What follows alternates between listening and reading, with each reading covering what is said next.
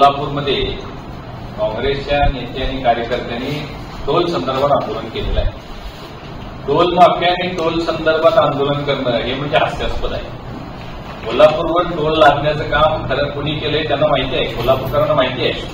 पूर्वी ज्यावेळी टोल आणला होता 450 करोड रुपये त्या टोलला पावत्या फाडून त्या टोलचं समर्थन करणारे माजी पालकमंत्री सतेज पाटील होते.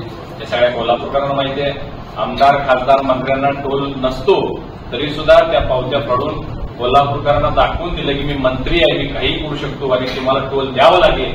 हे सुद्धा त्यांनी त्यावेळी ठणकावून कोल्हापूरकरांना सांगितलं होतं आणि स्वर्गीय एन.डी. पाटील साहेबांनी त्यांना सूर्याजी पिसाळ अशी उपमा त्यावेळी दिलेली होती. हे सगळं कोल्हापूरकरांना माहिती असताना आज जे टोलचं आंदोलन त्यांनी केलेलं आहे हे म्हणजे राजकीय स्टंट आणि एक इव्हेंट त्यांनी केलेला आहे येणाऱ्या विधानसभेच्या निवडणुकीच्या पार्श्वभूमीवर. थेट पाईपलाईनची सुद्धा अवस्था तीच आहे. आज सुद्धा तुम्ही बघा थेट पाईपलाईनचं पाणी कोल्हापूरला अजूनही मिळत नाही.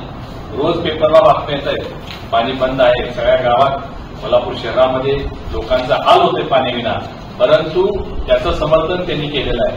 अशा व्यक्तींनी तिथं अशा पद्धतीचं लोकांच्या डोक्यामध्ये धुडफेक करणं बंद करावं. कोल्हापूरचे लोक असल्या स्टंटबाजीला भीक घालणार नाहीत याचा मला विश्वास आहे.